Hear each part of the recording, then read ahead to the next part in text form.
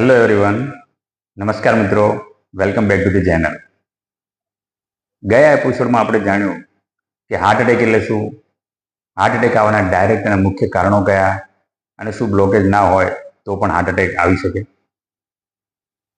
મિત્રો, તમને જાણીને નવાઈ લાગશે કે આપણી પૃથ્વી ઉપર આ દુનિયામાં દર વર્ષે સૌથી વધારે મૃત્યુ કોઈ કોરોના જેવી મહામારી કે પછી મોટા યુદ્ધ કે પછી કુદરતી હોનારતથી નથી થતી, પરંતુ આ દુનિયાની અંદર દર વર્ષે 32% વધારે, એટલે કે જેટલા પણ લોકો મૃત્યુ પામે છે એમાંથી ત્રીજા ભાગના લોકો હૃદય રોગને સંબંધિત બીમારીથી મૃત્યુ પામે છે.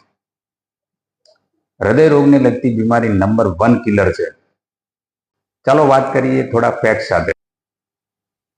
અમેરિકા 35 કરોડની વસ્તી સાથે દુનિયાની અંદર વસ્તીના મામલે ત્રીજા નંબર ઉપર છે, અને આપણો દેશ ભારત 145 થી 150 કરોડની વસ્તી સાથે આ દુનિયામાં વસ્તીના મામલે પહેલા નંબર ઉપર છે.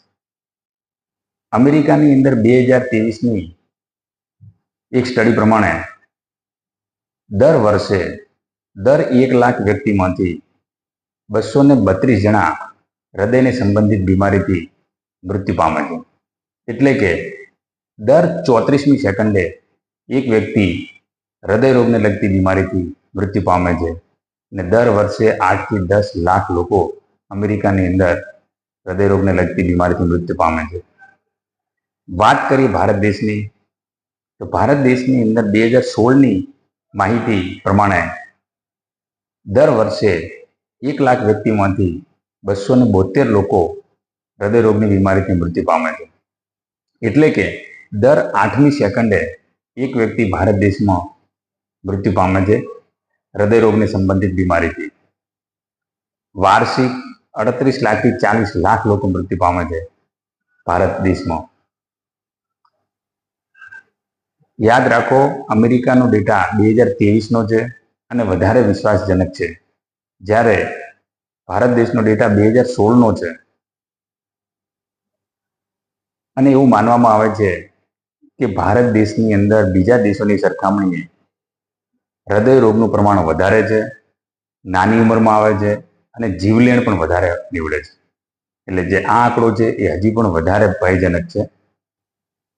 આટલા બધા લોકો હૃદય રોગને સંબંધિત બીમારીથી મૃત્યુ પામે છે, તો એમાં મુખ્ય કારણ જોવા જઈએ તો લોહી પહોંચાડતી નસોની અંદર ઊભી થતી બ્લોકેજ, મેડિકલની ભાષામાં જોવા જઈએ તો એને અધિરોસ્ક્લેરોસિસ કહેવાય. તો આ અધિરોસ્ક્લેરોસિસ છે શું? આપણા શરીરની અંદર લોહીને પંપ કરવાનું કામ આપણું હૃદય કરે છે, અને એક વખત હૃદયની અંદરથી બહાર નીકળેલું લોહી આખા શરીરના ખૂણે ખૂણે પહોંચાડવાનું કામ લોહી પહોંચાડતી નસો કરે છે, ધમનીઓ કરે છે, આર્ટરીઝ કરે છે. અને લોહીને ઘર્ષણ ના લાગે એના માટે આ નસોની અંદરની બાજુ આવરણ હોય છે કે જેના લીધે નસ એકદમ સ્મૂથ અને લચીલી રહે છે, અને ત્યાં કોઈ વસ્તુ ચોંટી નથી રહેતી. પણ જો લોહી પહોંચાડતી નસની અંદરનું આવરણ ડેમેજ થાય તો ત્યાં કોલેસ્ટ્રોલ, ફેટ, કેલ્શિયમ અને લોહીના બીજા તત્વો ત્યાં કન જામી જાય છે અને થર જમાવે છે. આપણી બોડીની ડિફેન્સ સિસ્ટમ એક્ટિવેટ થઈ અને આમને દૂર કરવાનો પ્રયાસ કરે છે, પરંતુ આ પ્રયાસ કરવાની અંદર ડિફેન્સ સિસ્ટમના જે સેલ હોય એ પણ ત્યાં જઈને ચોંટી જાય છે અને થર વધતો જાય છે. આના લીધે લોહી પહોંચાડતી નસની અંદરની બાજુ બ્લોકેજ વધતી જાય છે અને સાંકડી થતી જાય છે. બ્લોકેજ ઓછી હોય ત્યારે એટલો દર્દીને ખ્યાલ નથી આવતો, પરંતુ જો બ્લોકેજ 90% ઉપર જાય કે અચાનક જ્વાળામુખીના જેમ ફાટે અને જે થરના અંદરના જે મટીરિયલ છે એ લોહીના તત્વો સાથે ભેગા મળી અને લોહીના ગઠ્ઠા જમાવી દે, તો પછી અચાનક જ ભારે એટેક આવી શકે. અધિરોસ્ક્લેરોસિસના લીધે લોહી પહોંચાડતી નસમાં બ્લોકેજ જો હૃદયની નસોમાં થાય તો એના લીધે હાર્ટ એટેક આવે. જો મગજને લોહી પહોંચાડતી નસમાં બ્લોકેજ થાય તો પેરાલિસિસનો હુમલો આવે. હાથ અથવા પગની લોહી પહોંચાડતી નસોમાં બ્લોકેજ થાય તો પછી હાથ અને પગ કાણા પડી જાય અને ઘણી વખત કપાવવા પડે. એવી જ રીતના પેટની નસોમાં, કિડનીની નસોમાં અને બીજી જગ્યાએ પણ લોહી પહોંચાડતી નસોમાં બ્લોકેજ ઊભી થઈ શકે છે. અને બીજી અગત્યની વાત એ છે કે જો એક જગ્યાએ બ્લોકેજ હોય તો બીજી જગ્યાએ બ્લોકેજ હોવાના ચાન્સ પણ વધી જાય છે. અધિરોસ્ક્લેરોસિસ એવા કયા પરિબળોના લીધે થાય છે એ આપણે જોવા જઈએ તો ગયા વિડીયોમાં વાત કરી હતી પડદા પાછળના કારણો. તો આ એ જ પડદા પાછળના કારણો છે જેના લીધે અધિરોસ્ક્લેરોસિસનું જોખમ વધે છે અને એના લીધે જ હાર્ટ એટેક અને બીજી ઘણી બધી બીમારીનું જોખમ વધે છે.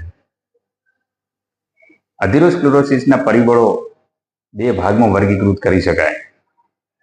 એવા કારણો કે જેને આપણે ના બદલી શકીએ અને બીજા એવા કારણો કે જેને આપણે બદલી શકીએ.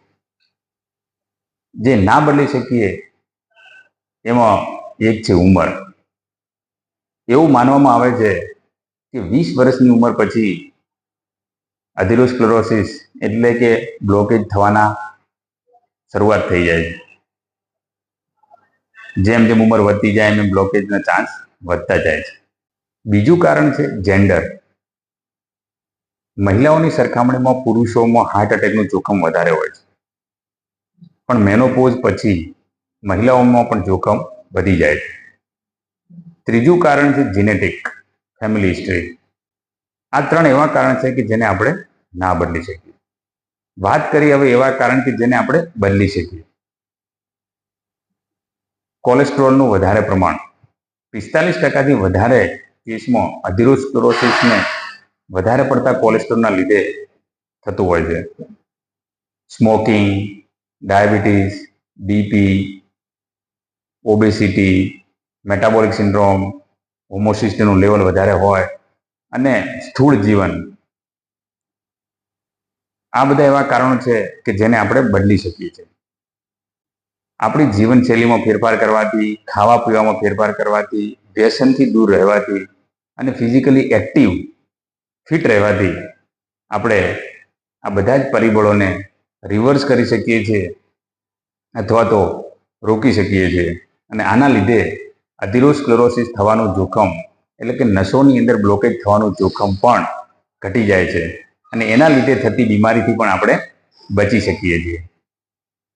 તો ચાલો મિત્રો, આપણે ભેગા મળી અને એક હેલ્થી સોસાયટીનું નિર્માણ કરીએ કે જેના લીધે આપણું શરીર એકદમ તંદુરસ્ત રહે અને જીવન એકદમ આનંદદાયક રહે, જેના લીધે આવનારી જનરેશનને પણ પ્રેરણા મળે અને એમનું જીવન પણ તંદુરસ્ત બને.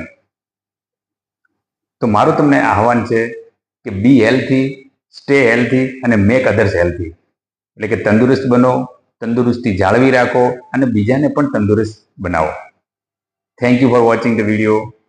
See you in the next episode. Take care for now. Bye bye.